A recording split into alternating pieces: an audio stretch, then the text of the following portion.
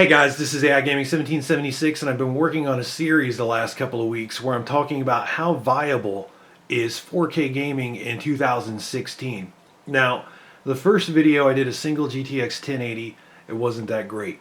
The second video, I did two GTX 1070's in SLI playing The Division, and I chose that game because it's very demanding and it was good. Now, this is the third video, and what I plan to do is show you a bunch of games in rapid succession and show you how well they do on the 1070 SLI setup. Alright, as the video goes on, I'll talk to you more about the hardware I'm using. This is a live demonstration. The game in front of you right now is Project Cars. So I think the game is maxed out. I don't play the game often enough to say for sure it's maxed out, but I think it is, right? So we're not windowed, we're 4K. Texture resolution doesn't go any higher. I've gone through all these things and they seem to be as far to the right as they can be. When you have SMAA on and DS9X on, FXAA won't come on. Alright, that's why it says off. All these things say ultra, this says yes, this says high, and that's as high as it goes. Rendered frames ahead, I did put that down to 1 because, to be honest with you, 4K maxing out Project Cars, it's actually pretty demanding, even with two 1070s. So detailed grass is ultra, particle levels high, which again seems to be as high as it goes. Particle density is ultra. Stretch headlights, yes. Now the game is gonna, because it thinks I changed the setting, it may tell me to restart, but I didn't really change it. See, we didn't really change the setting. It's just the toggle moved a little bit. All right, so let's go over here. Let's go to quick race with 19 cars. All right, so here's the deal. I'm gonna show you this game maxed out. It won't be a great frame rate. And then we are going to go into some other games. Well, actually, we'll do some better settings here. All right, we'll do some better settings in this game. And then we'll go through some other games. So again, this is a live demonstration. I don't edit my videos. If you guys have seen my videos before, you know how I do this. New people sometimes are a little bit flipped out because they're like, why does this guy not edit the video? Why is there not music in the background? And etc.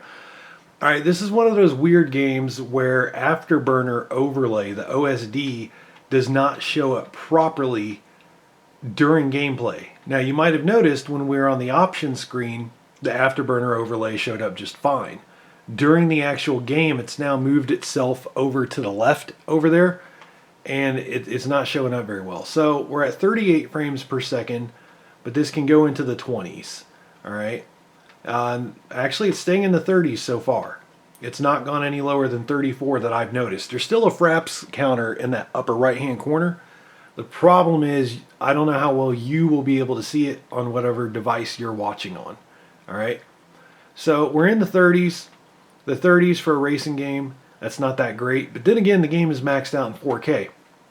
And if you've ever tried to max this game out, you'll realize it's not too bad. Not too shabby. Alright, so now very quickly, see, the OSD just came back. So what we're going to do is we're going to go back into the settings and we're going to pick some more reasonable settings, but they're still going to look really good. So you go to visuals, you right bumper over, I'm using a controller. Okay, so I'm going to use MSAA, it doesn't say what it is, times 2 times 4, whatever, but MSAA, and I'm going to use SMAA on high. I'm going to use reflections on high, environmental map on high, car detail stays on ultra, track detail on high, shadow detail on high, enhanced mirror no, motion blur off, detailed grass is going to be off, particle level is going to be high, density is going to be ultra, stretch headlights is going to be no. I'm not 100% sure if these are the settings that I used earlier. Oh, used share memory. Not sure. Not 100% sure what that does. I don't play this game enough to be overly familiar with the settings, unfortunately. But I know I had the game playing in 4K at a very high frame rate earlier, and it was beautiful. It was pretty much the settings I'm going to show you right now. The only difference is for shared memory. It might have said no. You'd think you'd want it to use shared memory, but I'm going to tell it no just to be safe. I think that's what I said earlier. Alright, so this time we do need to restart the game. So let's do that. Restart the game. This game actually does not take too long to jump back into. And we're just going to do this really quickly. The frame rate should be up to a much more desirable level. Matter of fact, when we are done with this game, maybe I can show you Afterburner and even CPU-Z really quickly so you can get a look at the hardware.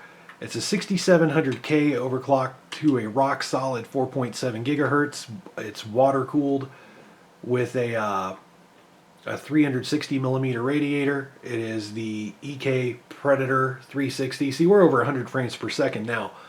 And you saw those settings that I chose. Those were not bad settings. All right, so we're using a 4K TV, by the way. Yeah, this is actually beautiful now. This is stunning. There is... Here, let's park for a minute. There we go. And I'm looking in the camera viewfinder now as I do this. This is not an intuitive camera. I feel like it's reversed somehow. Just to be honest with you, something doesn't feel right. Anyway, it's beautiful. The reflections are a little bit overbearing. I would probably lower them. I'm using a Samsung 4K TV with HDR. The HDR that it employs, so in case you don't know about HDR, HDR is kind of like the Wild West right now as I record this in September. Look at that frame rate. It's like 150 frames per second in 4K. 160, 170 frames per second in 4K. Although, let's restart because being in the thick of the cars will actually lower the frame rate. Let me try to keep up with the cars and see what the frame rate is there. Anyway, if you don't know, HDR is kind of the Wild West right now in September of 2016. And what I'm reading in a lot of user reviews, which is very interesting, I'm learning a lot of things in user reviews. By the way, the frame rate is 120, 111, 130. It's staying above 100 so far, but now we're going to get up in these cars. So yeah, 120, 4K, 120 FPS. And you know, it's interesting, VSync is not on, but there's not really any screen tearing. So yeah, this is really solid. This is really, really solid. All we're going to do is this race. I don't know if maybe there's a track that's got really bad performance. Again, I don't play this game enough, but I feel like this gives you a good idea. Other games I'm going to show you will actually be more impressive as we go along. So let's get out of here. So HDR, as I keep repeating myself, is kind of in the Wild West right now. And different TV set makers can tell you that they have HDR, and it can actually mean different things. All right, it's going to be something to worry about. Now, my man Carrick over at ACG, okay, look, you can see here, GTX 1070. I can zoom in. GTX 1070, it is overclocked. That overclock doesn't look huge, but these are factory overclock cards, so I'm putting an offset on top of something that's already overclocked. You know what I'm saying? So the overclock is better than you would think. All right, so let's pick a notoriously bad game to run. We're going to pick No Man's Sky and show you how that does. And again, it's just going to be a quick demo. We're going to go through these games. So as I repeat myself for probably the 4th or 5th time, HDR is like the Wild West right now. And you can get a Sony TV that says it's HDR, and a Samsung TV that says it's HDR, and a Korean TV that says it's HDR, and a Chinese TV that says it's HDR, and they might be slightly different. Now, my man Carrick from ACG, Angry Centaur Gaming on YouTube, it's changed to ACG on YouTube, but I think he's still Angry Centaur Gaming on Twitter. By the way, you probably can't see it, but it's almost a locked 60 frames per second. This is another game that's not going to show us the overlay, but don't worry. Other games are going to show us the MSI overlay just fine. And you'll get to see VRAM usage, GPU utilization, things like that. So anyway, if you buy an HDR TV right now, it's not super standardized.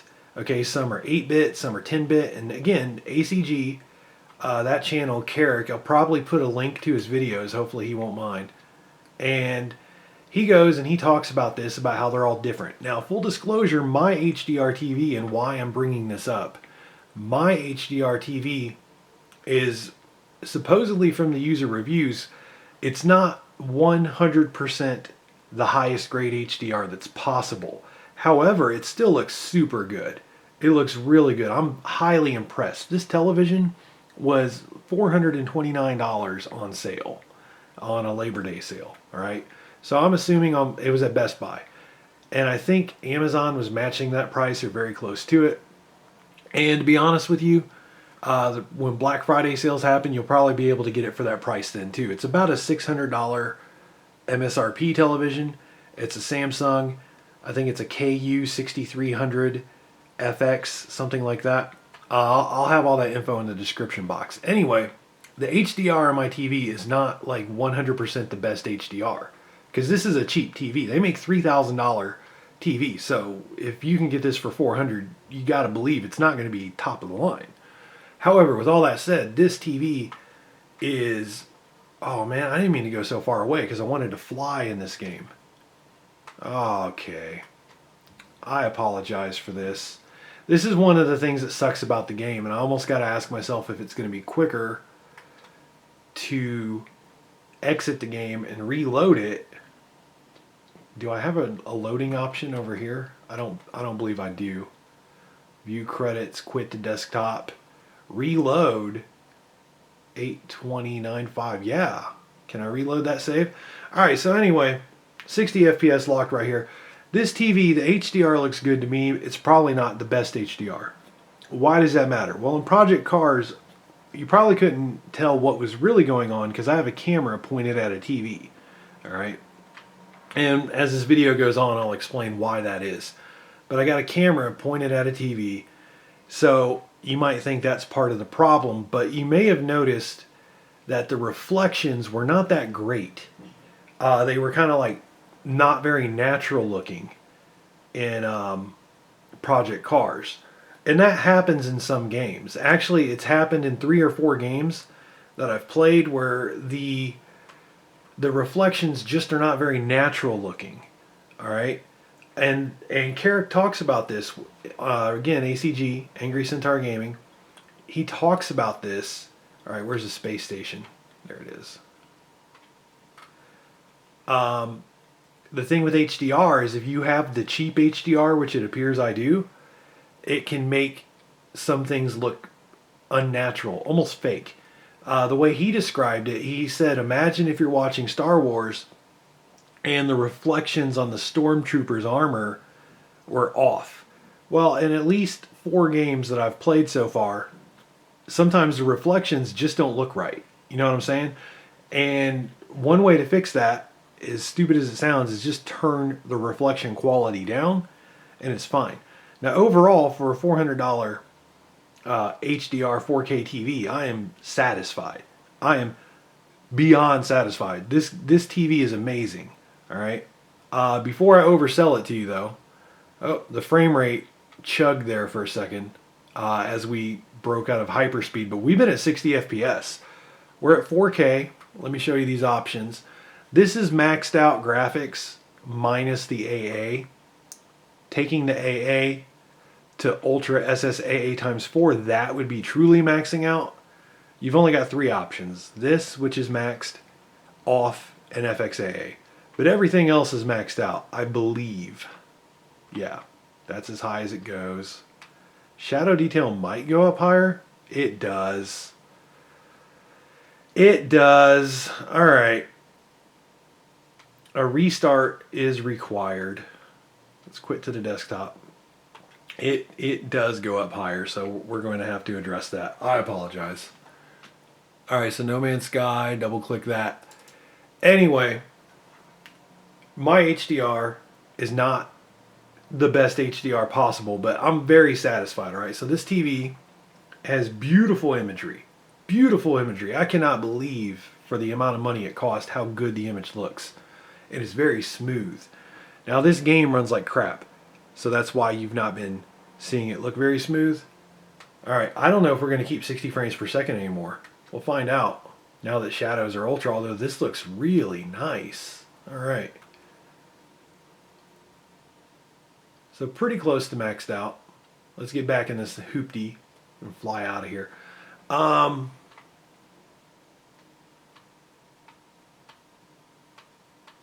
Image quality is good.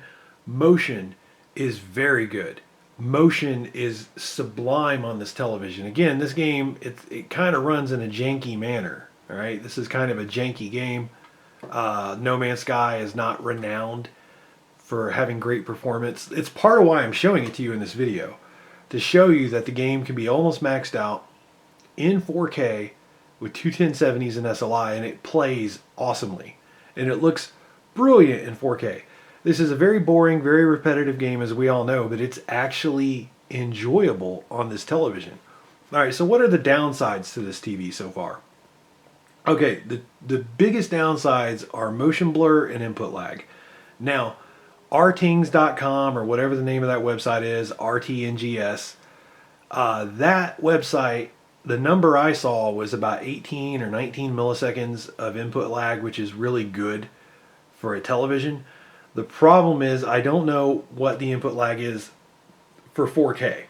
Not 4K, but for HDR. And I do have HDR enabled. And then in the NVIDIA control panel, I went in and I changed my color correction to 444, so I could try to get the most out of this TV as I can. Interesting thing about this TV is you cannot run game mode and HDR simultaneously. However, the workaround is once you hook a computer up to this television, the television is smart enough to kind of put it in a game mode of sorts anyway. So you get to double dip that way. So the TV is doing well, all right? It's doing pretty well. But there is motion blur that I do not like. And there is input lag. And the motion blur in some games can be unbearable.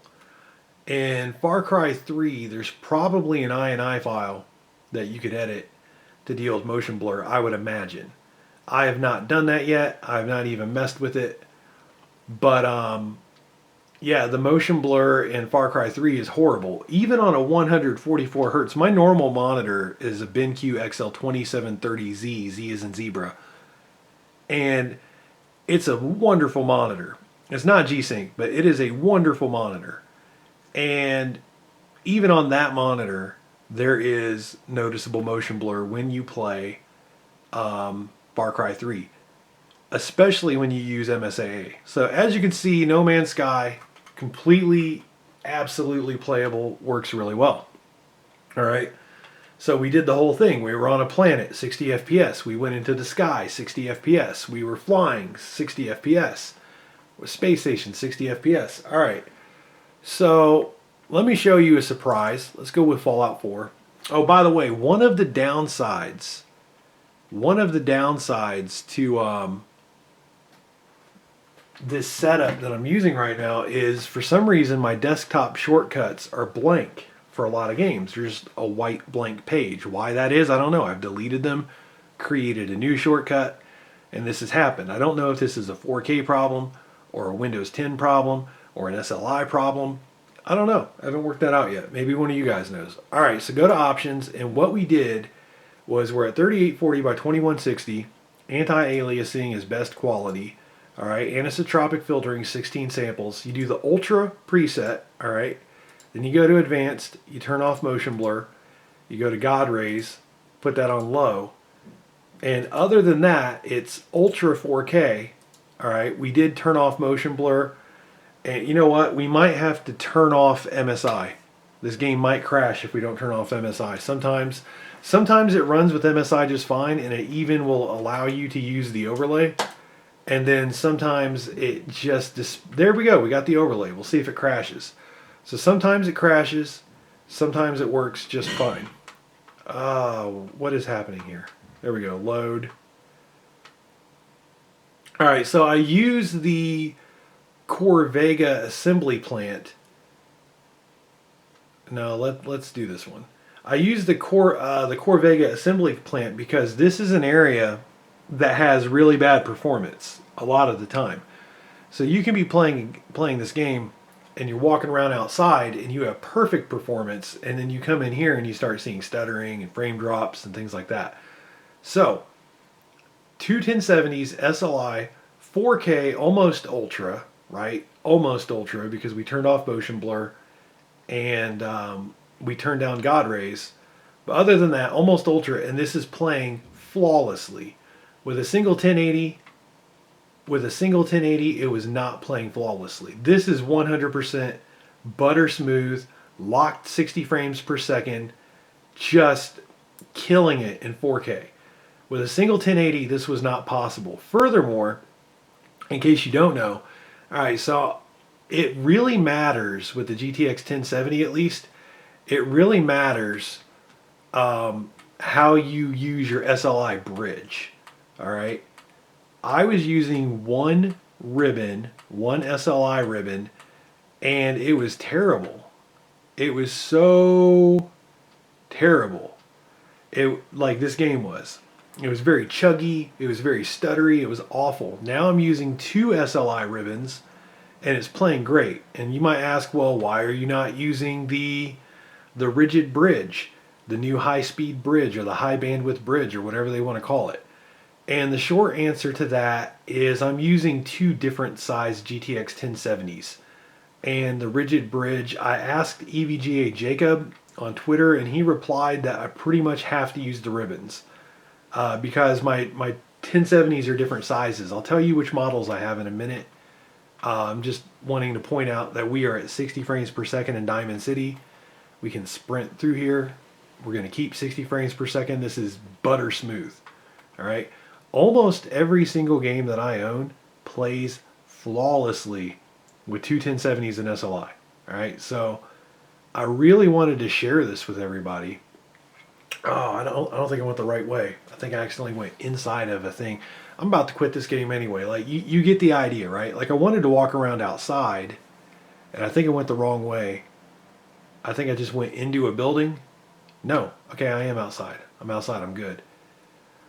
So even walking in this town, I've had bad performance before. All right. Even with a 1070, one 1070 playing at 1440p, I've had some bad performance in this town before. This game has been very finicky for me. But with these two 1070's using the two ribbons and SLI, it plays just about flawlessly. There is a little bit of judder that I feel when I run out here, but if you look at the frame rate, it's still locked at 60, so it might be like the frame pacing is off a little bit as I run through here. And if I played with the settings, I could probably still make the game look good and get rid of that judder, right? So considering that we're at a locked 60 FPS, the frame rate's not going down, it's just probably the frame pacing. We can probably go into the settings and find something to change, and everything will be all right. But as you can see, this is just more or less flawless except for the little bit of jitter that I'm experiencing, but you probably can't tell by watching because, again, you're watching a video and you can't feel the frame pacing issues. And it's only when I sprint, right? It might even be, maybe the SLI is having trouble with the camera animation, the way it bobs. I don't know. Again, I've just started doing 4K over the last week or two, so I'm still sorting all this out. However, I feel confident enough to share with you what I've found so far. See what I'm saying? All right, so this game's doing well. Let's move on to another game. Let's quit, go to desktop. By the way, I do have a cold. I'm going to soldier through this, though. We're going to get it done. Let's do The Witcher 3. The Witcher 3 is always a crowd favorite, and this one doesn't take too long to load up. Keep in mind I'm using an i7 4790, so that helps with some games with the loading. And then I'm also using an SSD. I'm using a SanDisk Ultra 2 SSD. This is the manual this is the manual save slot that I normally use. Although this one might show daylight better, so we're going to use that one. That autosave. So this isn't not going to be apples to apples. Like usually for my Witcher's test, I use the manual slot, but this autosave has brighter sunlight. And brighter sunlight it looks better on camera. So we're going to go with that. Anyway, The Witcher 3, this is another game that before I used two ribbon SLI bridges, it played very, very terribly. All right. It was just not good. It was about a 40 to 50 frames per second experience, and it was real stuttery and it was really bad. Now, someone who follows me on Twitter, they're one of these people who constantly has helpful suggestions. And he said, hey, use 2 ribbons and it should work better. And he was right. I used 2 ribbons and now we got 60 FPS in 4K. It's not maxed out. I'll max it out here in a second and show you. When it's maxed out, it's in the 40s. But we're in Novigrad getting a solid 60 frames per second. It did flicker to like 58 a couple times, but keep in mind we have VSync on. We're playing on a TV. We have a 60 hertz cap. I really think that for a lot of games, having a 60 hertz monitor actually causes you some of your problems. And I say that because I can play the same game with the same settings on a 60 hertz monitor, and I can play it on a 144 hertz monitor, and I always notice it plays more smoothly. There's less stuttering. It always does better on that 144 hertz monitor. So I think in modern times, that 60 frames per second cap is just too limiting. All right. So as you can see, we can walk around Novigrad and we're keeping 60 frames per second. No big deal. Everything is cool. All right, so let's max it out. When we max it out, we are not going to be able to keep 60 frames per second. That is not going to happen. So post-processing, pick high, go over here, click up to HBAO plus. That's all maxed out. Go to graphics. We go. You can really hear me losing my voice right now. NVIDIA Hairworks 8 preset here. Let's just go to Ultra, and then there'll just be a couple things you got to change. So Hairworks turned up. Oh, that's it. Everything else is maxed out. So the game should be maxed out now. All right. I am tired, but I think I'm attentive enough to figure this out. All right, there we go. You'd be surprised. Sometimes a setting, it escapes your attention. All right, so with VSync on, and I'll turn it off in a moment, but with VSync on, we're at 56 frames per second. But we'll run around. I'll call it out to you. This is another one of those games where the OSD doesn't work properly. I know it's funny that I'm starting out with games that are like that, and I apologize. All right, so it's staying in the 50s, but it's stuttering and it sucks. It's not fun to play a game as it stutters. All right, so go to video, go to graphics, and then VSync. Turn that off. And now it's probably going to stutter and screen tear. It's going to be a twofer.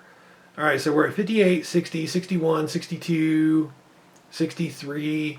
I'm telling you, I got it down into the 40s earlier running around Novigrad. Now, Novigrad is always a decent place to test this game out because, again, it's one of those situations where maybe in the countryside you've got above 60 frames per second. You go into Novigrad, all of a sudden you got it in the 50s. All right, so we just finally went into the 50s, 53 frames per second, 55. But you can max it out in 4K with 2 GTX 1070's, and you can stay in the 50s. Now, if this was a G-Sync monitor, you might be able to play the game maxed out and not have any problem. But I'm not going to promise that because what I've noticed about G-Sync is everybody wants to believe it's the best thing ever, but G-Sync does have limitations. And usually when you're pushing your system this hard to where like you're in the 50s and it's The Witcher 3 maxed out in 4K, G-Sync won't play it perfectly smoothly. Like it might get rid of the screen tearing, but it can still stutter. Like G-Sync does not get rid of stuttering. I don't know how many people have made that clear in their reviews, but I've used G-Sync quite a bit and it didn't get rid of stuttering. Like when you're pushing it, when you're playing a heavy lifting scenario, like we have here, you can still get stuttering with G-Sync. So that's something to keep in mind. But considering that we've not gone below, I think 53 is the lowest I've seen it get to. That's not bad. Earlier I saw it go down to 45 though. All right, so full disclosure, I played the game earlier. It went down to 45 frames per second. But still, you can max it out. Now watch this. We're just going to turn down shadows. Here's what we're going to do, all right? Hairworks, go down to 4, go down to preset low, background characters high, shadow quality medium, which will still look very good, grass density medium. That's all we're going to lower, all right? And you're going to see you get a pretty sizable jump from there. Now, aesthetically, some of you may prefer shadows to be on high, and that's fair enough. But now it should stay above 60 frames per second most of the time, although it just went to 58. Ooh, it did some flickering there. Usually you get some pretty good yields. I might tweak a couple more settings, like I go to SSAO instead of HBAO. Let's see if that helps. I was hoping to just do a couple tweaks. Oops, did not mean to do that. All right, so now we're in pretty firmly in the 60s, 66, 67, 68. If you want to have the game maxed out, that's on you. Some people don't even notice stuttering when they play. So that is completely up to you. You might be playing with a G-Sync monitor. You might not notice the frame pacing issues. You might have better overclocks than me. Any number of things might work out better for you. We've all got different hardware. But these are kind of the settings that I would personally go with. And then the thing is you can actually lock this on VSync, and it's a butter smooth experience at 60 FPS. I'm not sure if I have this completely dialed in. I'm here on camera. I don't want to make you guys sit through it all, like while I run through those settings.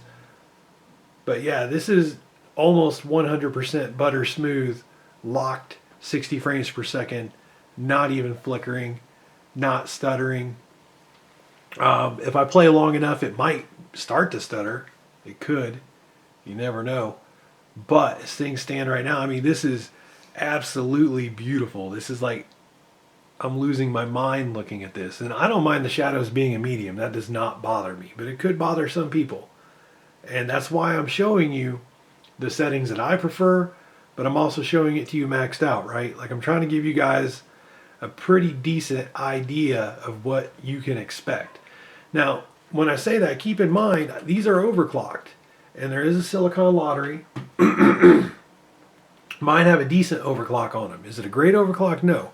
It's a decent overclock. Let's go. Let me show you a surprise. Let's do Assassin's Creed Unity. All right. As a matter of fact, if you don't mind, let me get a drink of water. I just need to finish off this cough drop.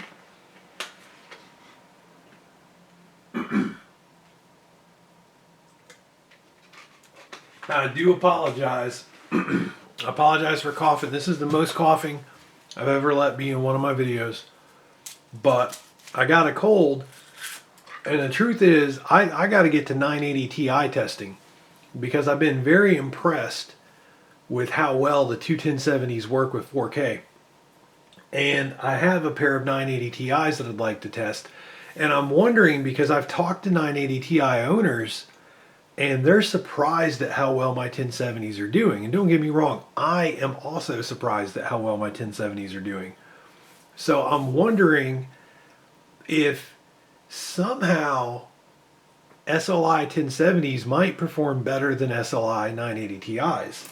Now, the reason I phrase it like that is the 980 Ti, I've got two 980 Ti's and I have four GTX 1070s.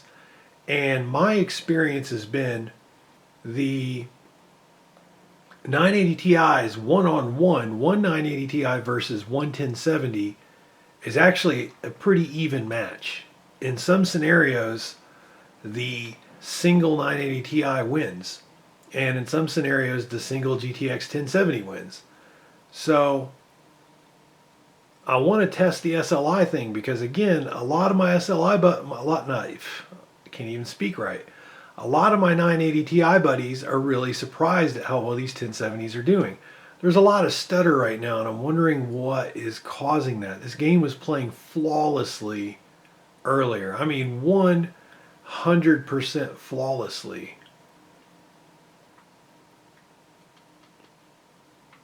And it stuttered a good 5 times at least so far.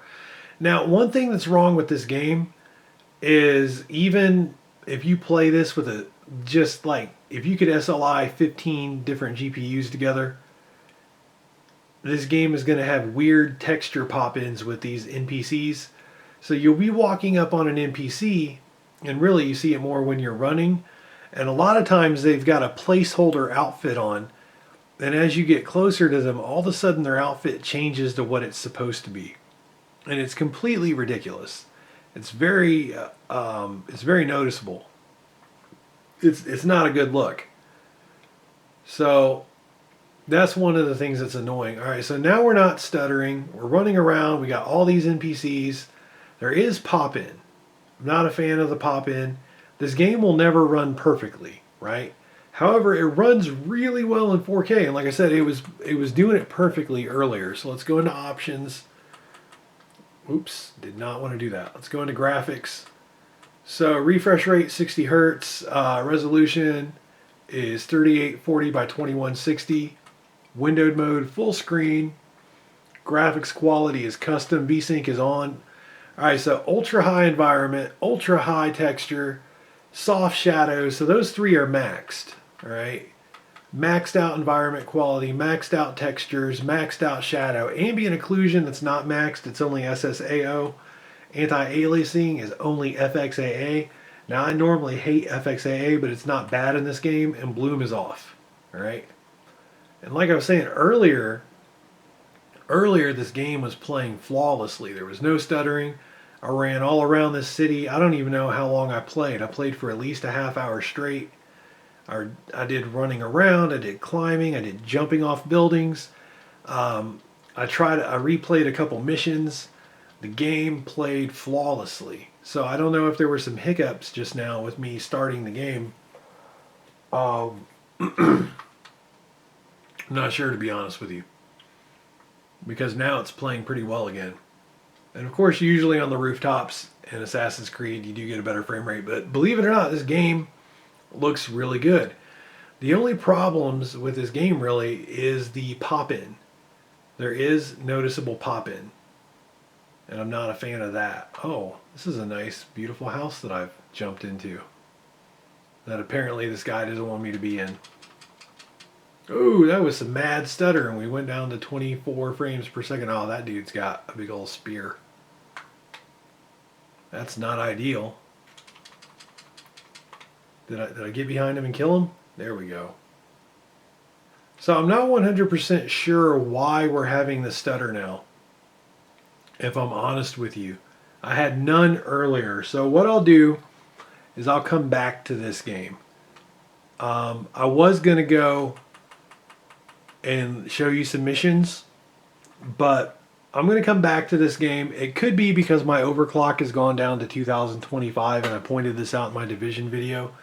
The longer you play, the hotter your cards get, the lower the overclock can go, and that can cause issues sometimes. All right, so let's show you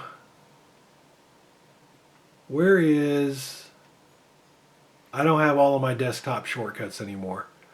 I showed you the Division in another video. Borderlands 2, that's easy. Grand Theft Auto 5 is pretty good. Let's do Far Cry 3. Although the OSD might not work so well in this one either.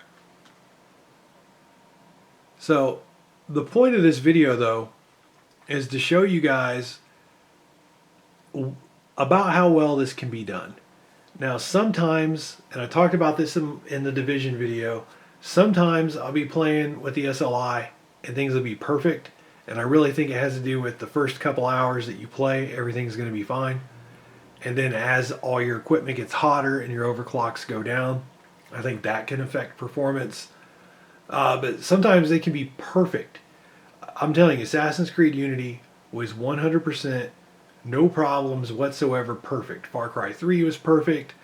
Fallout 4 was perfect. And if you guys have watched my channel for any length of time, you'll know that I don't throw the word perfect out there willy-nilly. I don't say it, I don't use that word lightly. So earlier it was playing perfectly, and I really think it's a heat issue is what I'm really thinking is happening.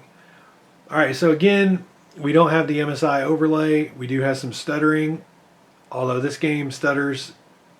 I don't care what GPU you use. I actually have the best luck with VSync. All right, so we're in the 80s for the frame rate. It's been anywhere between 80 and 100 frames per second. We just went to 92 frames per second. Now we're back down to 84. Now we're back up to 95. Now we're at 85. We'll sprint. We're at like 88 frames per second, 90, 94 frames per second. So 80s and 90s, but let's lock the frame rate. And hopefully what's going to happen is we're going to have it be smooth like it was earlier. All right, so it should be mostly maxed out, except MSAA is ×2 and not ×8. ×8, it's a little too much. It goes below 60 frames per second. But this was MSAA ×2 above 80 frames per second. You just saw that. Alpha 2 coverage is enhanced. SSAO method is HBAO. Go to video quality, it's the Ultra preset, which I do believe is maxed in this game. In some games, the Ultra preset is not maxed. All right, and then this should be a pretty solid 59, 60 frames per second and just absolutely be beautiful. As you can see, I'm playing the game looking through the viewfinder on the camera. The only problem with this game is it does have motion blur. But here, let me look at the screen so I can see the actual frame rate. But yeah, this is really good, vibrant colors. It's very beautiful in real life. The water is amazing. What is this game? From 2013, maybe 2012? I think it's from 2013. And it is just shocking. It's just shocking how good the water still is in 2016. And how many games have had water since this game came out? You know what I'm saying? And yet the water in Far Cry 3 is just fantastic. I know it looks a little washed out on the camera right now. I'm looking through the viewfinder. And to be fair, it's a smidgen washed out on my screen also. Like some things are washed out, and yet some things are very vibrant. And the problem is the graphics cards that I'm using. All right, now you guys might not know this, but you can have two GTX 1070's. Like maybe you buy one and your friend buys one. Like you buy MSI, your friend buys EVGA, and you trade graphics cards. And you might notice that one has bolder colors, or one is more washed out, or one is brighter. And that's just something that happens with graphics cards. Even though they're both GTX 1070's, you can have that issue. Now, it just so happens I have 4 GTX 1070's. My Zotac 1070, the game just stuttered even though it said 60 FPS, so that's frame pacing there. So I have a Zotac 1070 and I have an MSI Seahawk 1070. So a Zotac amp and a Seahawk X.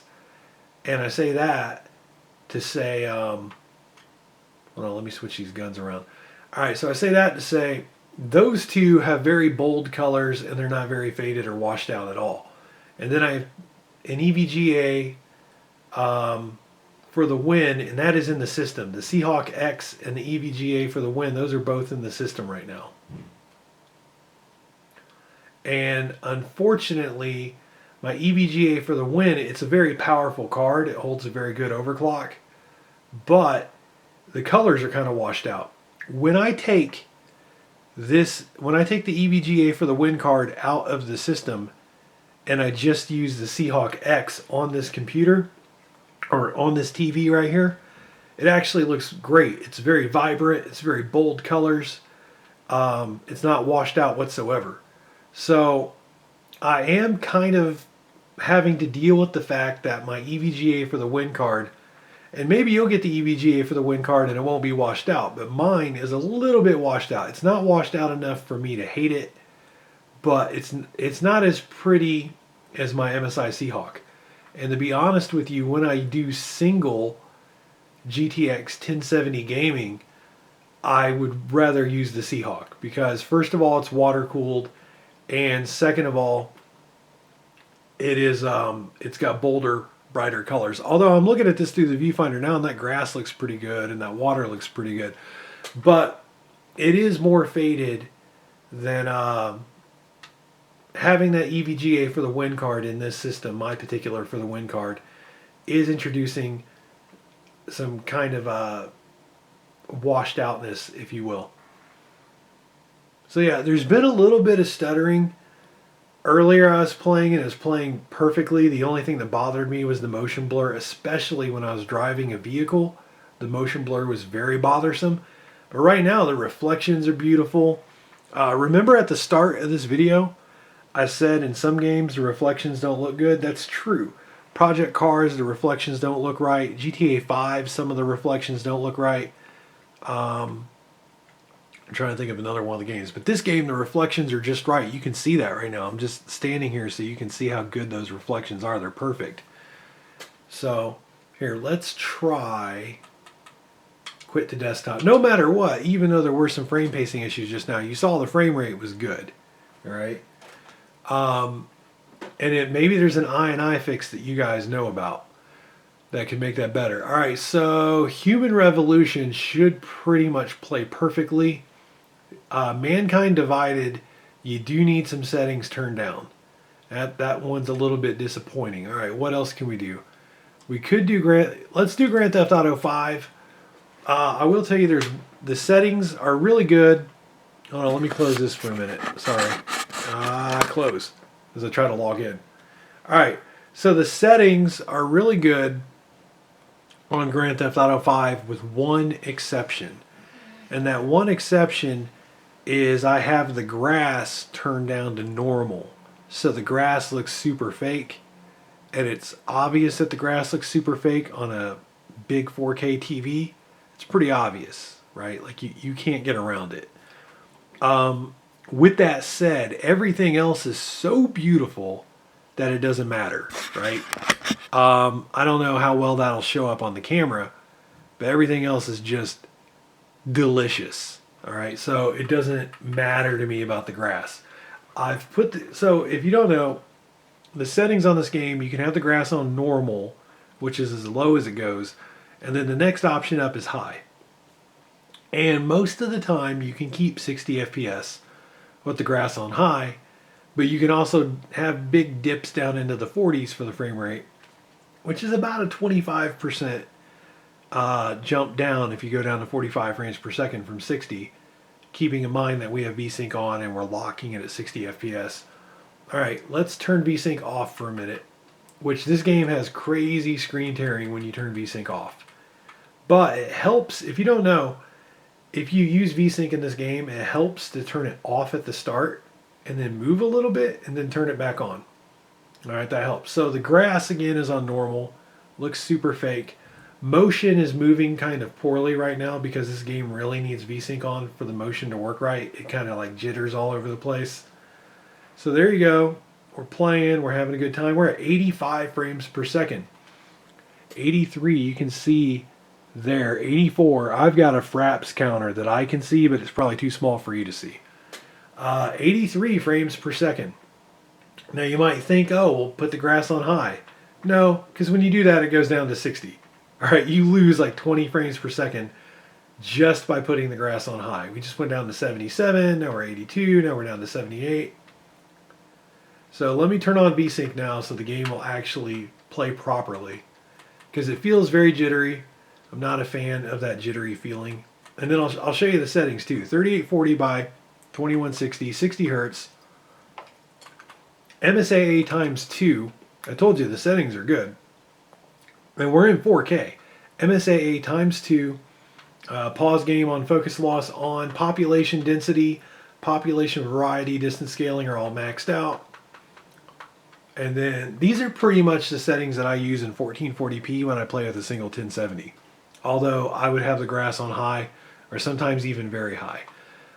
With my MSI Seahawk X and my water-cooled 6700K, I can actually have the grass on very high on that system. But on all my other systems, when I use the 1070, I cannot have the grass on very high and stay above 60. Alright, so texture quality very high, shader quality very high, shadow quality very high, reflection quality very high, reflection MSAA times 2, water quality very high, particles quality very high, grass quality normal, which sucks, I know.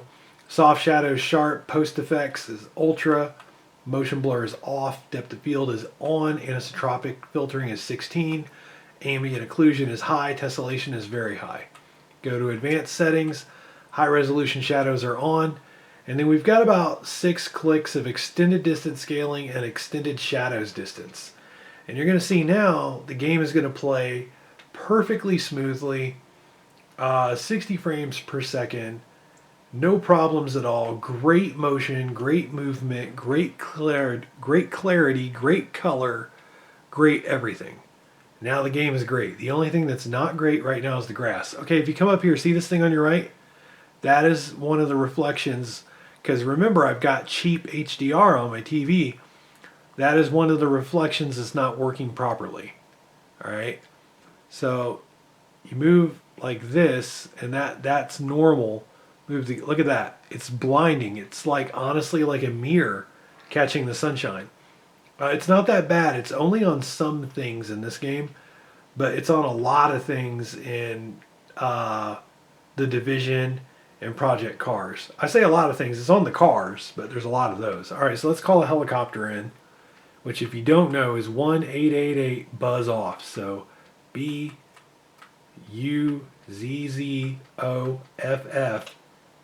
Nope. Why did you not work? 1888 BUZZOFF. I call these things all the time.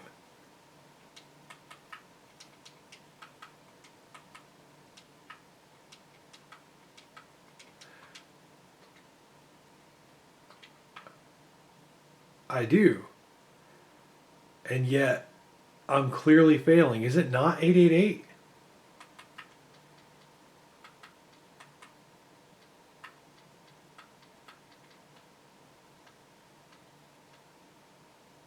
Well, that's just ridiculous.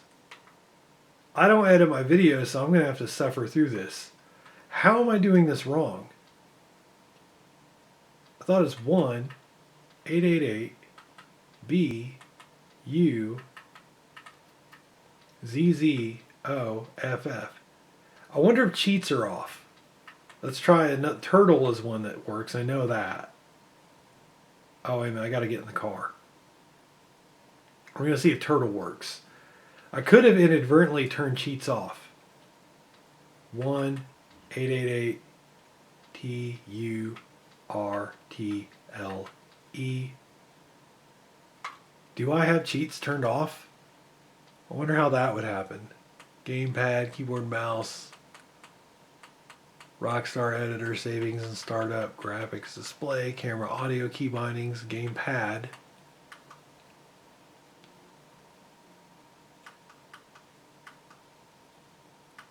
I know the game was in offline mode for some reason, and now I think it's back in online mode. And I'm wondering if that messed things up. Because watch, we'll do another code that I know works. Unless I'm doing the 888 wrong. 888, here. So let's try 888 TURTLE. No, because it's got to be 1, man. Alright, so high X is another one that gives you explosive rounds.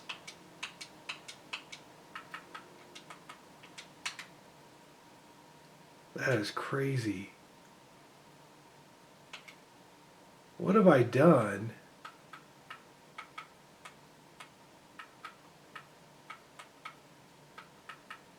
What have I done to lose my cheats?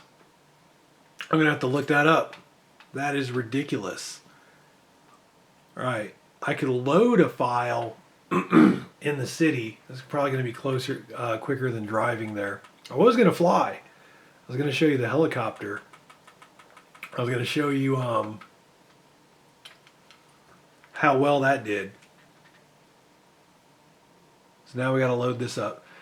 Anyway, most of the time the two 1070s play perfectly. And I really think the problem that I'm having is by the time I start recording these videos, I've been testing for so long that I've got the system so hot, and I'm actually in a situation where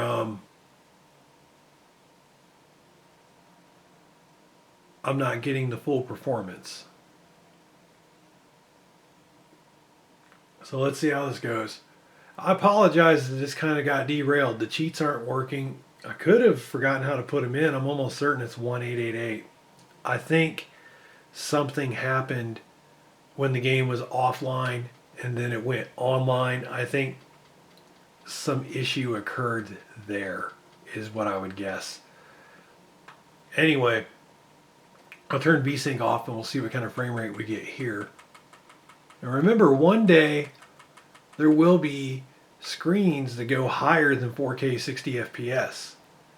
And when that happens, you're going to see some dividends, because as you've seen, we've gotten in the 70s and 80s in some of these games, whether it was Far Cry 3 or it was GTA 5. We're in the 80s now, 83, 94. And again, the settings I'm using are not that bad. Now, the problem is when you turn grass on, it really does knock about 20 frames per second off the frame rate. I mean, it's pretty ridiculous. And I don't know what the issue is. It might even be a CPU bottleneck. Like, I don't know how they render grass in this game, but it could be CPU related. You know what I'm saying? I'm not 100% sure. But grass, whether you're at 1080p or you're at 1440p, even at those lower resolutions, the grass settings will always affect your frame rate to some degree. But for 4K, to see a 20 frames per second drop, I'm assuming that, it could be CPU. I could be wrong. It could be all GPU. I'm not sure, to be honest with you. Now, you might notice we're using over 5 gigs of VRAM right now, but that's still not bad. Two 980 Ti's have enough VRAM to handle this. So that's not bad for 4K. If you turn the settings up in Assassin's Creed Unity, you can actually get that up to 8 gigs. And I don't know how high it would really go. I would need like 12 gigs to really see. But I had it maxed out at 8.1 gigabytes earlier.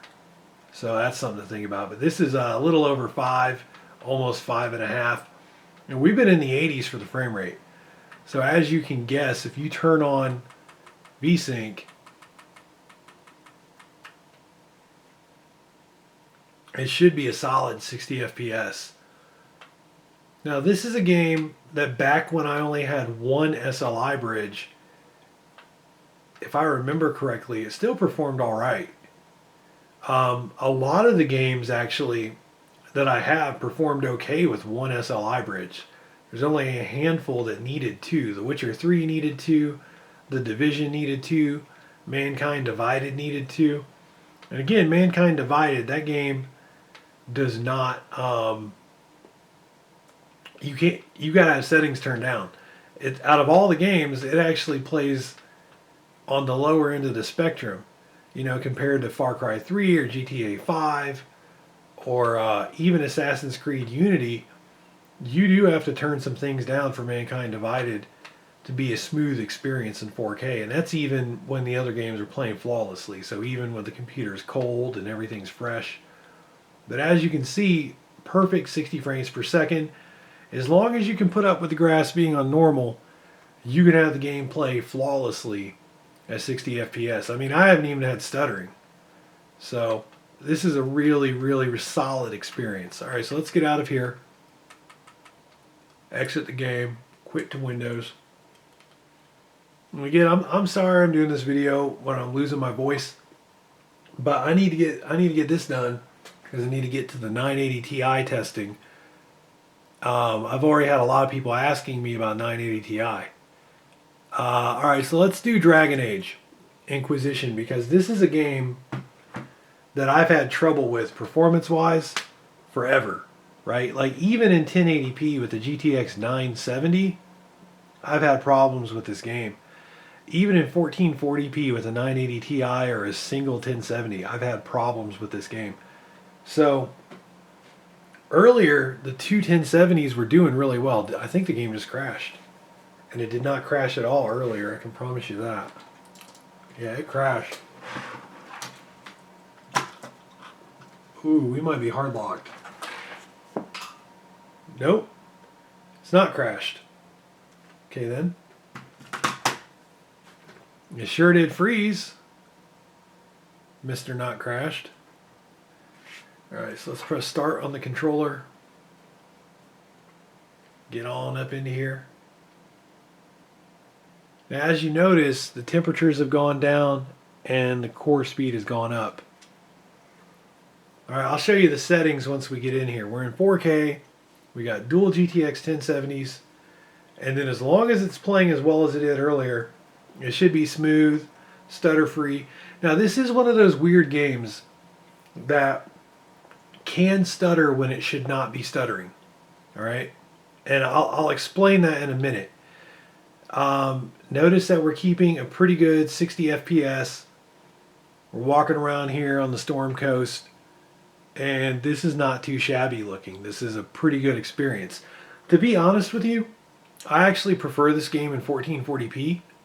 I don't know what it is. Some games with their art style look better in 1440p. Some look better in 4K. Every now and then, I actually think a game will look better in 1080p. But this is very nice, very shiny graphics. You can see like things glisten. Very pretty. The water looks good, even though the water is only set to high. So here's what's crazy. First, I'll show you the settings. Here, let me turn off VSync first, actually. All right, turn VSync off. And as you can see, we're at 3840 by 2160, 59.94 hertz. Go to graphics. We got mesh quality is ultra, tessellation is ultra, texture quality is fade touched. So that should be maxed out for those first three. Shadow quality is high, terrain quality is high, vegetation quality is high, water quality is high. Obviously, those are not maxed out. Post-process quality is ultra. Ambient occlusion is HBAO. If you go down to SSAO, you actually do get a higher frame rate. HBAO does impact the frame rate, and then there's even HBAO full, but I've never liked HBAO full in this game. Alright, so effects quality is ultra, post-process is high, which is as high as that goes. MSAA is off, shader quality is ultra. Alright, we're not going to confirm any changes, we're not going to change anything. Alright, so look at that frame rate, 97 frames per second. 97. That's not bad. The thing is, 76. It did go down to 76 because we're by the water. The thing is, it's stuttering now. This is another one of those games where for some reason turning on VSync, or if you had G-Sync, or even if you were doing AMD and you had FreeSync, I've noticed that this is a game where it can have a high frame rate, but the frame pacing can be screwed up. And that's what we're dealing with here. There is a certain amount of stuttering. Like you would not expect there to be stuttering with 80 frames per second, and yet here we are. 78, 80 frames per second, and it stutters. Alright, so let's go into the quest map. Let's go down here to the forest, the hinterlands. I've never gotten very far in this game. Like, there's a lot of role-playing games, and I'm just, because I'm testing hardware so much, I don't ever get a chance to just like sink my hooks into the games and sit there and play through them. Because if I was doing that, I wouldn't be testing different games with different hardware like I do. That's what I do here. I've got a GTX 1080. I've got a GTX 1060. I've got 4 1070's. I've got 2 980 Ti's, 1 970, 2 960's, 1 R9 380, 1 R9 390, 1 R9 390X, and I even have a GTX 745. And that's just what I can think of off the top of my head. Alright, frame rate is 89. It was 92. It's in the high 80s to low 90s. Just call it the high 80s. Because 92, I mean, it only hit 92 once. And it hit 90 a couple times. So call it the high 80s. But it's got stutter. And you saw those settings are not bad settings. And for 4K, like if you've ever played this game, you'll understand those are very respectable settings. Those settings will push a GTX 970 at 1080p, and yet here we are at 4K. Alright, so you go to VSync, turn that back on, and now you've got a mostly perfect experience. Alright, mostly perfect, locked 60 FPS. The only thing is it will stutter a little bit here and there. This game is very rarely ever performed flawlessly for me, if I'm honest. Now, part of it is you have to have the magical combination of settings. Again, it's one of those games where it does not matter what that frame rate says. We had a 90 frames per second frame rate and there was still a stutter. We had an 80 frames per second frame rate and there was still a stutter. So this is one of those games where even having a high frame rate doesn't save you. But again, I've never been able to play the game and give it the attention it deserves. I would love to, though. And you can tell this area looks a little washed out, and it goes back to I'm using that EVGA. If I was using two MSI Seahawk X's, I don't think it'd be washed out at all. And as a matter of fact, I might. I don't know if I want to get another MSI Seahawk X. The problem is I already have 4 1070's. I don't want a fifth one. If anything, I'd like a Titan Pascal, or I'd like a second 1080. I've currently got a GTX 1080 superclock. I don't really want a fifth 1070. I already plan on giving at least one away. I was going to give two away, but the problem is I was going to give two away and I was going to keep two. I was going to keep the Founders card because it's pretty. That's the stupidest thing in the world, but like I already have it and it's pretty. So I kind of wanted to keep it. And then I wanted to keep the MSI Seahawk X because it's awesome. You know, it's water cooled and it's got good colors and just love that card. And then I was thinking about giving away the For the Win and the Zotac. Now keep in mind the Zotac amp. Now keep in mind that I would still want two cards for testing. I wouldn't just keep the Founders card for some stupid reason, you know, like because it's pretty.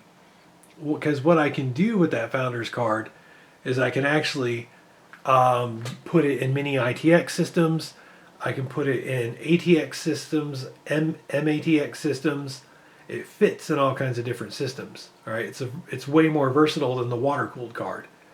So I could still probably keep those two cards and still give away the other two. But the thing is if I'm thinking about, so I've got multiple systems, guys. I've got a 6700 non-K, a 6700K, a 4790 non-K, a 4690K, and I've got an AMD FX 6300. Now, I'm thinking about keeping my 6700K system always in SLI mode with two 1070's and having a 4K system.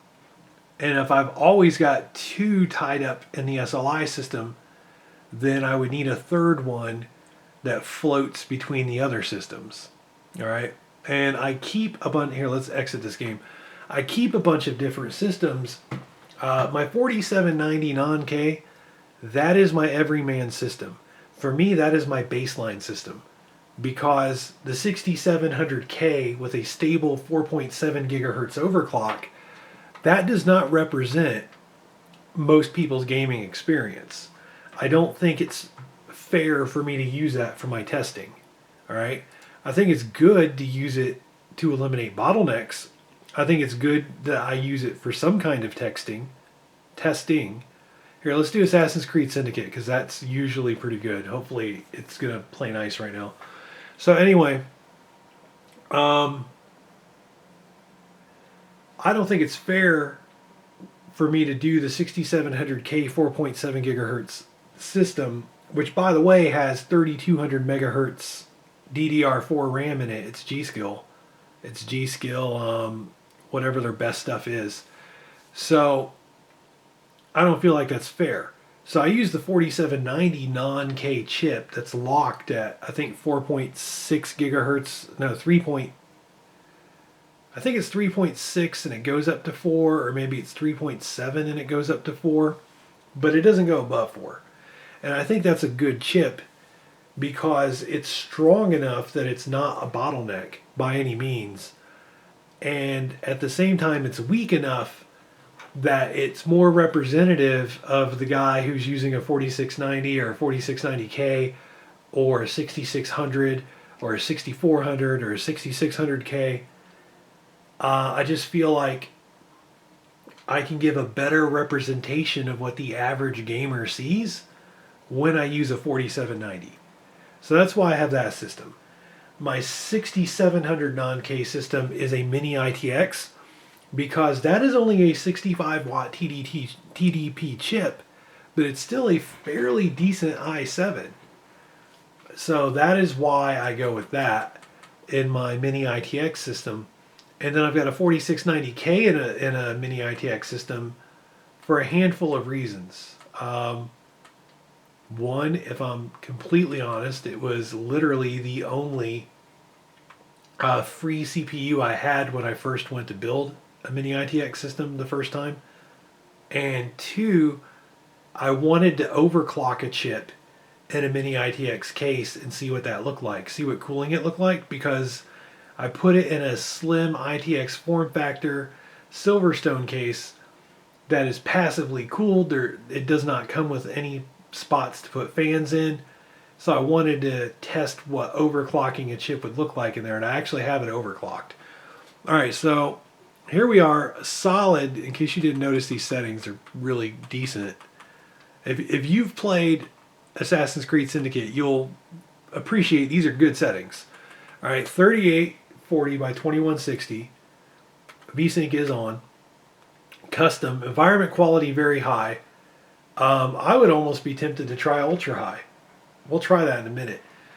Texture quality high. Shadow quality high, which the only thing above that is PCSS and PCSS Ultra. I think, yeah. But high is okay. I prefer PCSS. And then ambient occlusion is HBAO plus, and then we have MSAA times 2 plus FXAA. I don't like FXAA in this game. I think FXAA was okay in Unity. I don't like it in this game.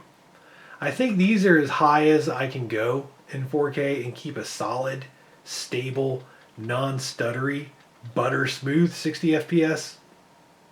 I think this is as high as I can go. There was some artifacting just now. That's what that screen flicker was. Hopefully that's an isolated incident.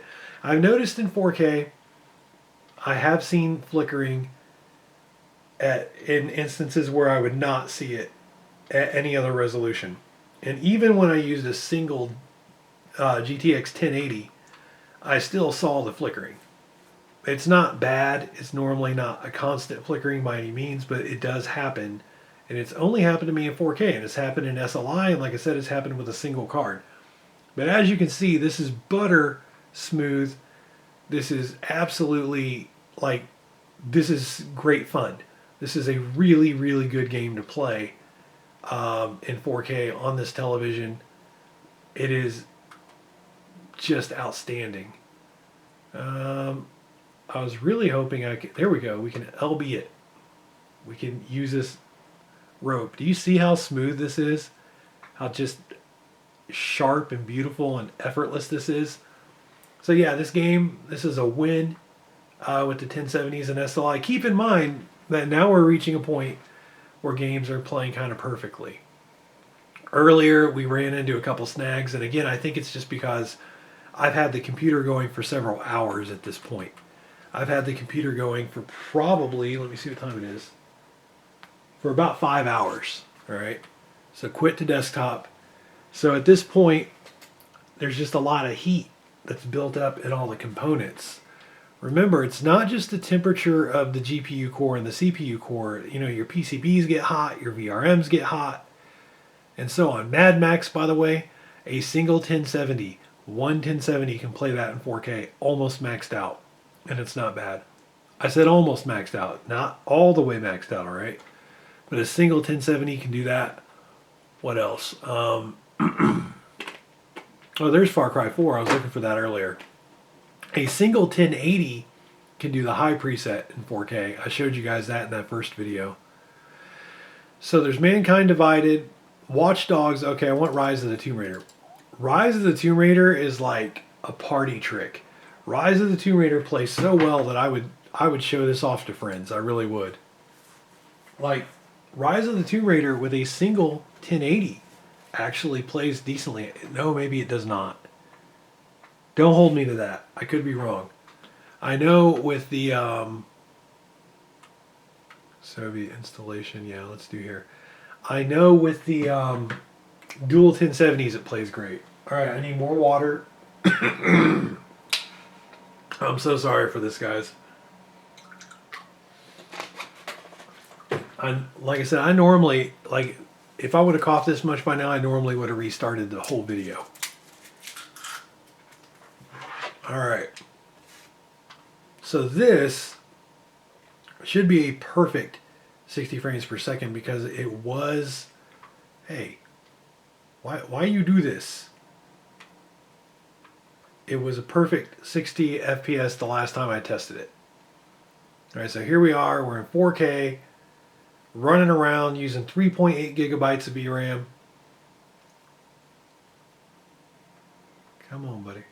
Now, the reason I loaded this area up is normally, see, one thing that, all right, let me throw some shade at some tech people real quick, all right? Let me be a dummy and do that.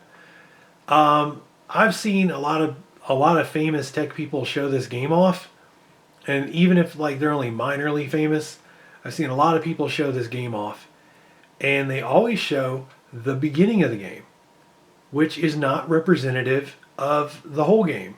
See, this area over here, you might get 60 FPS with some settings at the beginning of the game, and then you come over here and you get 40 FPS. Well, that's 20 less, right? This is a hub area. There's various missions, there's various things to find. This is a hub area that you have to keep returning to. It's kind of Metroidvania. There's some stuff that you cannot get to right now, and you have to complete certain objectives and certain missions and certain side quests, and then you can come back here and unlock an area and come back. So you have to spend a decent amount of time in this area. And again, you might get a perfect 60 FPS at the start of the game only to get 40 FPS here. And I think it's very irresponsible when people show you this game, but they don't show you this area. You see what I'm saying? Everything I do, I think about how can I help people get good information. I used to be in the military, and we used to ask people, is that good information? You know, somebody gives you a phone number. Is that a good phone number? Somebody gives you a location of where supplies need to be. Is that a good location? And so on. But like it could be extrapolated to so many different examples. Good information is something that was drilled into my head, right? And to me, it is not good information to tell somebody that this game performs a certain way and you only show them the beginning of the game, because the beginning of the game performs better than this part. Do you see what I'm saying? It's something that I feel is irresponsible. Anyway, let's go into the settings. Show you these graphical settings here. Texture quality is high. In case you don't know, you do not need the highest texture settings in this game at any resolution. Even at 1440p, the high textures are still super good. Now, in a lot of games, upping the textures usually does not affect frame rate too much. It might affect VRAM, but as long as you're not maxing out your VRAM, you're good. Well, that's not the case in this game. In this game, high textures are all you really need with any modern graphics cards, unless maybe you have a Titan XP. Because if you go to the very high textures, it will affect your frame rate, and it won't look that much better. It won't really be worth it. All right. And listen, I'm a texture groupie. I love textures. And if you notice, when I show you guys best settings in any games, I almost always have textures on ultra. So if I say high is okay, high is okay. If you go to the max, if you max them out, yeah, it does look better, but not enough to offset that frame rate hit. Anyway, anisotropic filtering is times 16. Shadow quality is high. Sunsoft shadows are on, not maxed out. Ambient occlusion is on, not maxed out. Depth of field is on, not maxed out. Level of detail is very high, that is maxed out. See, I love good textures and I love high detail. All right. So those are two things I usually shoot for in a game. Tessellation is on, screen space reflections are on, specular reflection quality is high, which is not maxed out. Dynamic foliage is high. Trust me, guys, like maxing this game out is more trouble than it's worth. All right, on any system right now. unless you're going to play at 1080p. Just maxing this game out is just more, even at 1080p with a 980 Ti, you won't always keep 60 frames per second. It's a very taxing game when it's maxed out. Alright, so bloom is on, vignette blur is on, motion blur is off, pure hair is off. To be honest, I love pure hair. Let's turn it on and see what happens. I know everyone's like, turn it off, and I have it off, but I'm going to turn it on and see if we can actually rock it now that I've got the two 1070's. I haven't tried the pure hair yet. Alright, so lens flares on, screen effects on, film grain off. Alright, so I have pure hair on, and I'll turn it off if I need to, trust me. In 1440p, I do leave it on though. In 4K, I'm willing to turn it off. Oh, we should turn VSync off actually. We should go outside. Now, inside a cave, you're going to get a higher frame rate, in case that's not obvious. So let's go outside and see if pure hair hit our frame rate. I'm even going to try maxing out the... I'm even going to try to max out the textures and see what happens. Hey, you might notice GPU 2 is up to 61 degrees now. I'm not sure if that's the highest that it's been the whole time, but my core clock went down to 2000, which is actually the lowest that this SLI setup has ever gone for me. And I really think it's because we've been playing for hours now. It normally stays at 2037 to 2025. And it's good for that. Like, it can stay there, both cards. And I saw it go down to 2000. This frame rate's pretty good, and I have pure hair on. Here's the thing. I'm playing on a big 40-inch TV. I know 40 inches doesn't sound like the biggest thing in the world, but I'm also sitting pretty close to it, like a computer monitor almost. So it's actually just fine. And it is big. It's very immersive. And to be honest, as immersive as it is and everything that's in my peripheral view, I don't really notice her hair. Ooh, that was stupid. I don't really notice her hair so much. So I don't feel like I need the pure hair on. In 1440p, I have a 27-inch monitor. I can see that entire monitor. My peripheral vision can see that entire monitor. Where this TV, my peripheral vision can't see all of it. So, long story short, I notice the hair on my smaller screens and it bothers me. But the pure hair off doesn't bother me so much on this TV. But let's go to graphics. Let's go back up to texture quality. We're going to max it out. And we're going to see how much VRAM that uses. Now, it's reloading the textures now. You kind of can't see it. See, it says reloading textures. So I'm going to stay here in this screen until that's done. All right, that's done. Now, I talked a big game about how it hits the frame rate, but I also haven't tested it too much with two 1070's either. We're using all 8 gigs of VRAM. Check that out. What were we using before? Like 4.5 gigs or something? Like, rewind the video. I thought I saw 4.5 gigs, maybe 5.3. And now we're using the full 8 gigs of VRAM. Alright? That's part of why it would normally affect your frame rate. Alright, we have pure hair on. And textures on very high. And we're keeping 60. Okay, so full disclosure, I played around with the two 1070's before, and I had to turn some things down to keep the frame rate up. But that was back before I used two SLI ribbons. Do you remember me talking to you about this earlier in the video? We're using 2 different size graphics cards, and we're using 2 SLI ribbons. But I was using 1 SLI ribbon before, and I had to have settings turned down. But this, we're in the hub area, rock solid, 60 frames per second. As a matter of fact, let's go to the beginning area of the game. Not the very beginning, but let's go to an earlier area of the game. Exit to main menu. Oh, wait. Let's turn off VSync. Let's see what the raw frame rate is. Oh, shoot. Oh man, what did I have? Let's go back in here. See, I even have SMAA on, right? Not FXAA, but SMAA. These are good settings, man. And I have the textures maxed out. So this is, I mean, I'm not going to say it's impressive, but it's kind of impressive. All right, look at that. So VSync off, and we're at the very limit. Now in 73. Did you see that? We were at 58. to 60 frames per second. Then it went up to 73. Now it's at 69. So in this hub area, you can run into some frame rate issues. You look, 54 frames per second, 61 frames per second, 62 frames per second, 53, 65. So as you can see, the frame rate is pretty wild here. But with VSync on, double buffered, it was locked.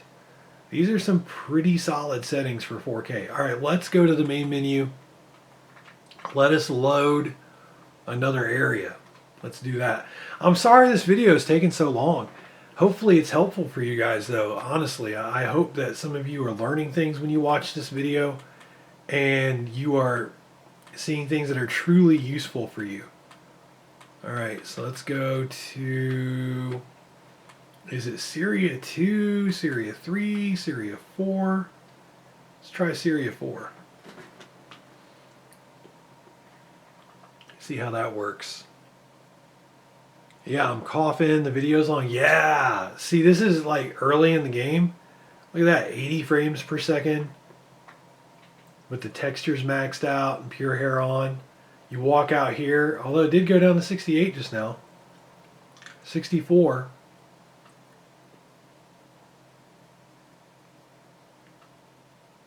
All right.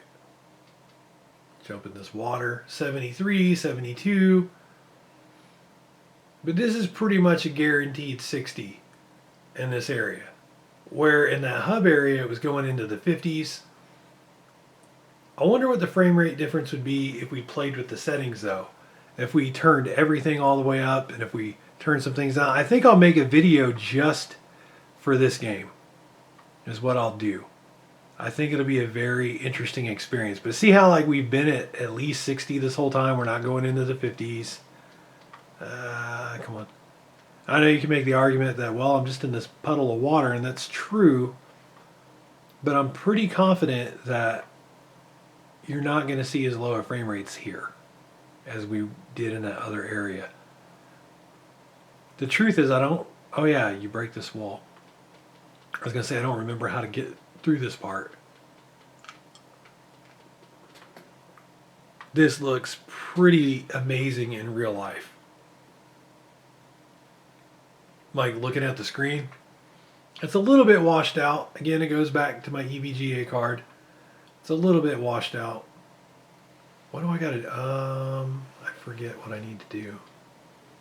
I think I go up here. Let's see, over here. And then, oh yeah, because that'll open water. That opens that floodgate, and then it breaks. It raises the water up. All right. We're about to quit this game. I think this game's going to deserve its own video. But still, keep in mind, we have some settings really cranked up now. Still in the 70s for the frame rate. That just went down to 67. Now, if you're looking at the DD11.3 number, which would be easier for you to read, that might say things like, you know, 96 point something or whatever, but I'm looking at fraps. I said 96 point something. It might say 66 point something, but when I say 67, it's because I'm looking at fraps, which shows whole numbers. Oh, I forgot there's a freaking booby trap there. Completely forgot. Now we're in the 80s.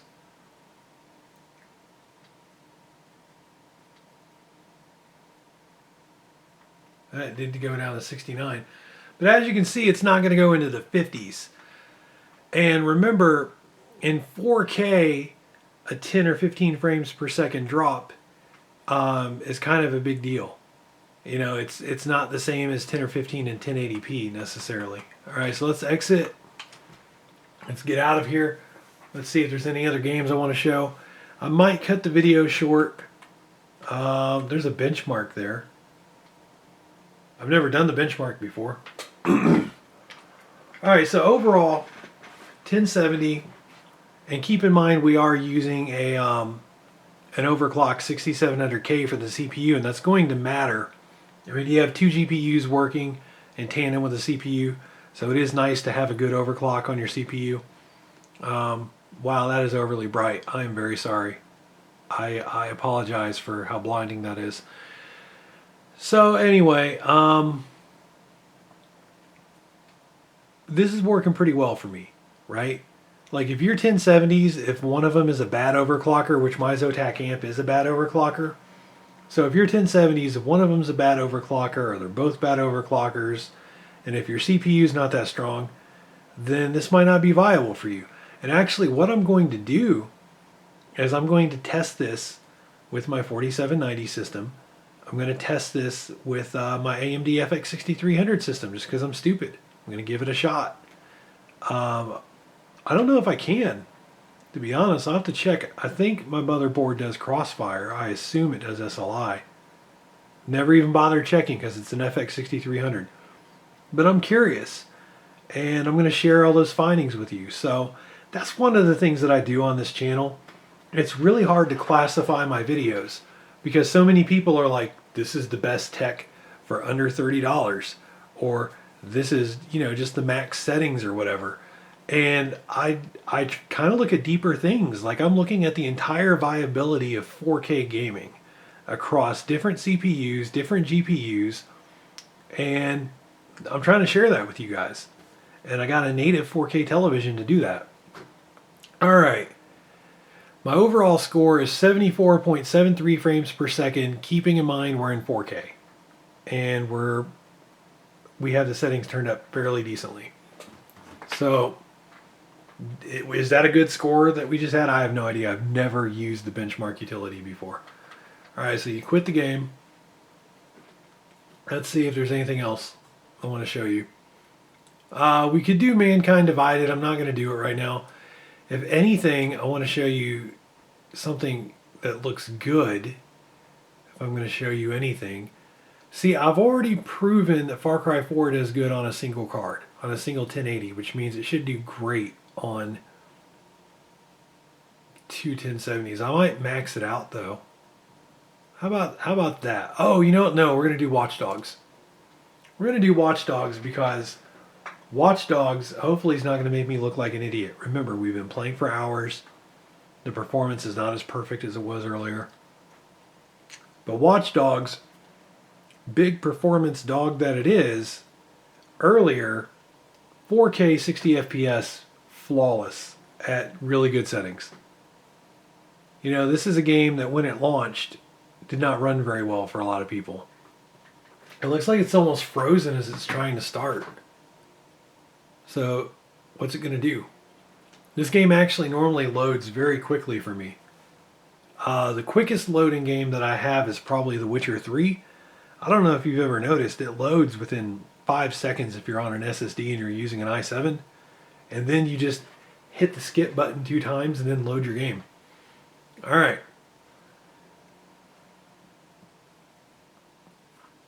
Come on, screen. There we go, display. Refresh is at 60, 3840 by 2160. VSync 1 frame, buffered 1 frame. Textures are high. They're not ultra because I think it does affect frame rate. MSAA times 2 though. What's crazy is I got a better frame rate with MSAA times 2 than I did with temporal SMAA. With my 970 at 1080p, temporal SMAA gave a better frame rate. So detail level ultra, shadows ultra, reflections ultra, HBAO, well MHBAO for ambient occlusion, whatever, it still looks good. Motion blur off, depth of field on, water ultra, shader high. So we're talking pretty good settings. So then normally this game starts quickly, it gets to the title screen quickly, and it loads quickly. It looks like it's loading quickly right now. And like I said, we're almost done. So again, guys, I test everything. I'll use a GT, when a new game comes out, look at this. This is like crisp. This is like, look at that reflection quality. Yes, I know this game has like bad reflections or like fake, but it still looks good. Sometimes fake looks good, people. And that applies to a lot of situations. Look at this. This is a perfect 60 frames per second. And honestly, the textures are on high. And I go on and on about how much I love textures, but it's fine on high. Like, this is not bad. All right, so anyway, and we have MSAA on, which is not bad either. I'm looking for a Camaro. One drove past us. So one thing that, oh, there looks, is that one? Is this one? All right, I call it a Camaro because it kind of looks like one. So driving fast cars will test the frame rate in this game. Sometimes you drive, sometimes you run, and you get a perfect 60 FPS while you're running. But as soon as you go to drive a car, especially a fast one, then all of a sudden the frame rate starts jumping. And as you can see, we're still at a perfect 60. What we need to do is find a real performance car, which sometimes are like parked in an alley. This part of town doesn't have a lot of them driving on the street, but sometimes it's got them in an alley.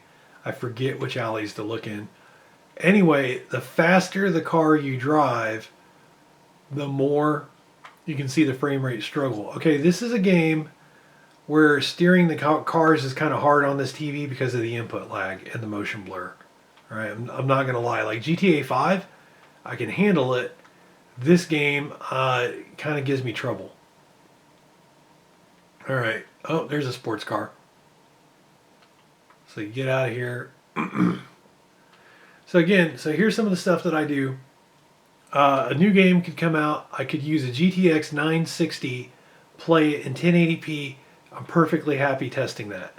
At the same time, I'll also test it in 4K with two 1070's and everything in between. I'll test the same game with a GTX 970 in 1440p, 1080p, and if it's a non-demanding game, I might even test it in 4K. All right. I don't just stay in one lane. I'm not like, oh, I only care about the performance, or oh, I only care about the budget. See, to be honest with you, if I only used my i5 system and mid-range graphics cards like an i5 and an RX 480, I would get more views. My GTX 960 videos have thousands upon thousands of views. My 980 Ti videos do not have that many views. These videos have an okay amount of views because it's 4K and people are curious about 4K.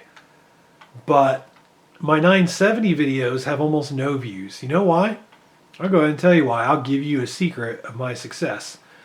My GTX 970 videos, when I test a game with the 970, I am almost wasting my time. At one point in 2015, the GTX 970 was the #1 selling graphics card in the world. All right. According to Steam, it was in more systems than any other card, and that's including cards that had been out longer.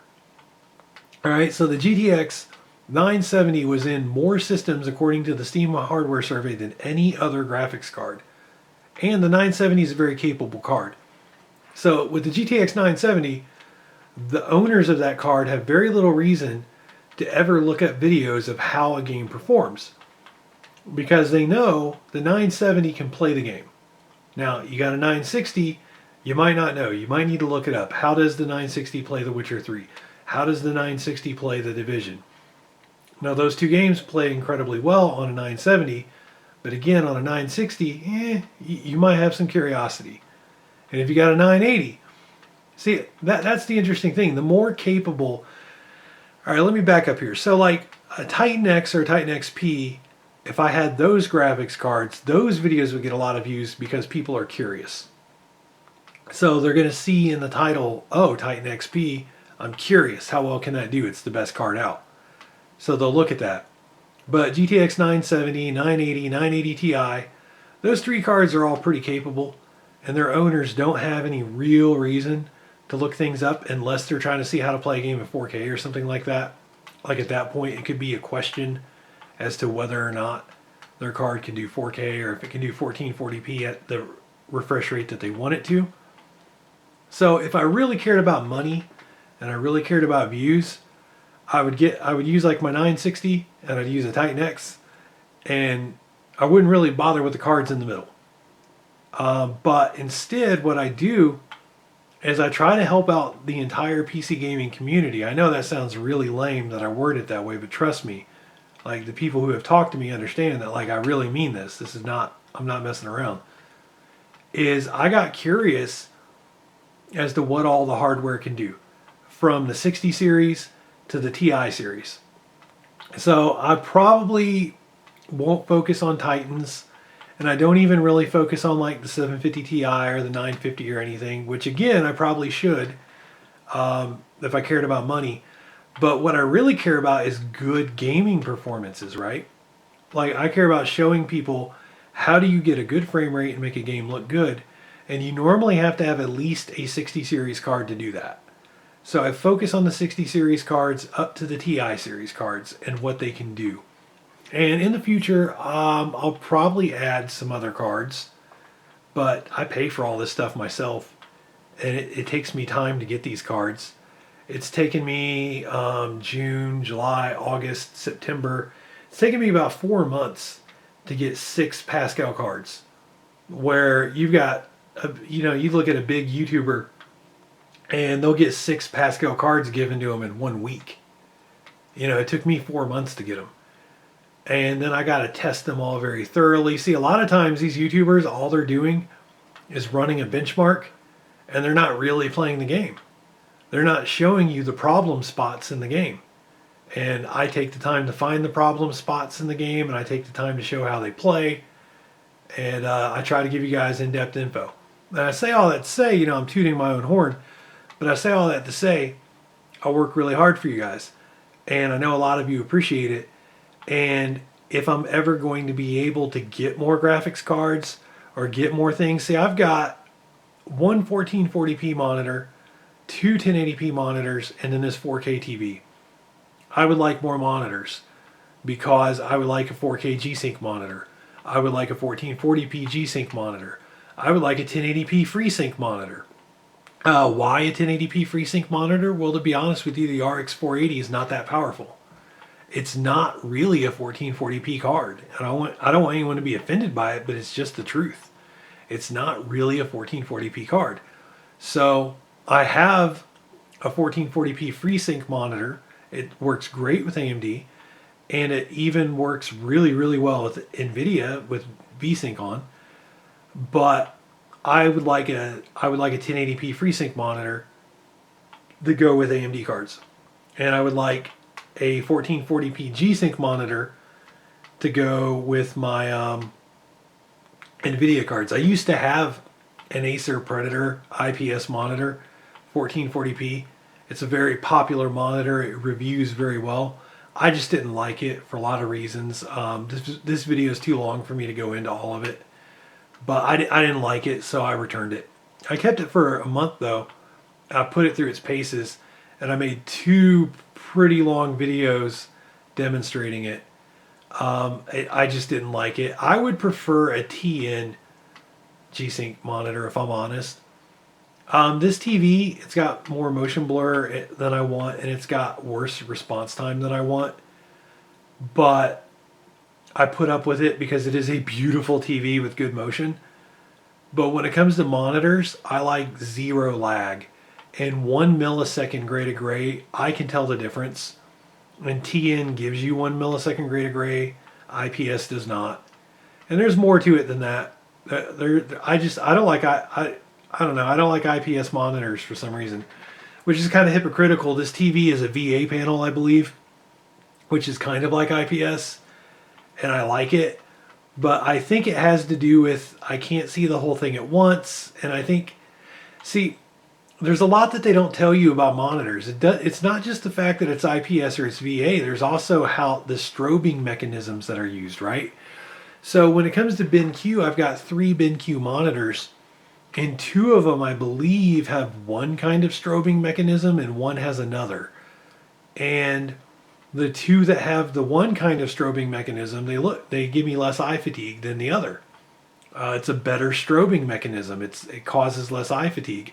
It's something that BenQ actually advertises on the product pages is, hey, these monitors are good for eye fatigue. So it's more than just the resolution. It's more than just whether it's IPS or VA or TN or OLED or any other thing. The strobing matters. The backlighting matters. There's so many things in play. So anyway, I need more people to watch the videos if I'm going to keep being able to get more hardware. Because imagine if I was in a position See, if I had more viewers, I could actually get hardware sent to me by companies, all right? So I could have already been able to try out different graphics cards faster because I could have had some sent to me in addition to the ones I bought. Also, if I had more viewers, I would have more money, which means I would be able to buy more equipment. And if I buy more equipment, I can buy better camera gear so that you guys get better videos. And I know at this point, and I've had people tell me before when I talk about these things that they don't appreciate it. And they think I'm begging for money or I'm begging for viewers. And I'm not. I'm just being honest. I'm having a real conversation. If you guys appreciate how deep of a dive I do with the hardware, the things that I show you that other channels do not show you, the information that I share, if you appreciate that, just understand that the better this channel does, the more I can do for you. That's what it comes down to. I'm going to do this even if I don't get paid. I've never cashed any of my Google checks. They're all just sitting there. Don't any of you jerks try to hack me and steal my money either, because seriously, that's pretty messed up. Don't do that. I got kids. Don't do that. But even if I never got paid, I would still do this. I'd still spend my own money. I'd still do this. So it's not about all that. But I can do more for you if I have more resources. That's what it comes down to. Look how beautiful this is. I'm looking through the viewfinder and this looks good. This looks good. Good, good, good, good. Look at that. All right, so that's it for the video. Two 1070s and SLI. They work really well. I think what I'm going to try to do is make a video where I show you guys like how well this performs when the computer's fresh and it's cold and the overclocks are holding really well. Because 2 nights in a row now I've gone to make a video and I'll be having flawless performance, and then I go to make the video and it's not flawless. It's not bad, but you know, there's frame pacing issues or a little bit of stuttering, or maybe the frame rate's not a solid 60. Although most of what I've shown you guys has been a pretty solid 60 FPS. I've still saw better earlier. So I think I'm going to try to make a video that shows it when this is fresh. And I know I'm losing my voice and everything. Maybe when I get over this cold, I might even re-record this video, make it shorter, to the point, maybe not beg for viewership or what have you. 'Cause I'm telling you, people say that in the comments. People, although it happens to everybody. Remember when I brought up ACG earlier, Angry Centaur Gamer? You know, he's got a Patreon, and if you've ever seen, like, that guy puts out more information than I do, all right? He's got a Patreon, he's got a lot of views, he gets things sent to him, he's got more resources. So he's tested more hardware than I have when it comes to computer monitors, TVs, things like that. Matter of fact, you know, I told you earlier, he's got a whole thing on HDR 4K TVs. And apparently he's got his hands on quite a few different ones. Anyway, he's got a Patreon, so of course he mentions it in his videos. And he'll have people in the comments be like, you know, I don't want to hear about your Patreon. So I get it. I mean, people don't want to hear about that stuff, and I've over-talked it at this point. That is one of the things I am guilty of. I will over-talk a thing every now and then. So there you go. Big, long, nice, meaty video. Some of you like these videos, and some of you wish they'd be shorter. I respect that. And one of these days, I will actually have a better editing system set up, because I have an editing rig and editing software that I use right now, but it needs upgrades. I could use this computer for editing, really. I mean, it's got hardware for it, but I don't have Adobe Premiere or even Sony Vegas or anything. And the thing I have, it's licensed to only use with like one system.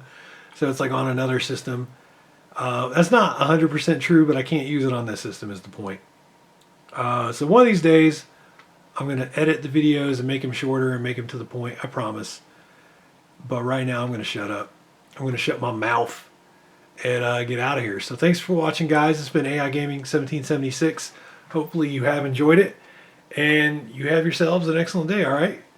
Please like, subscribe, share with your friends and all that. But otherwise, two 1070s SLI, really not a bad little situation. All right, so have a good one.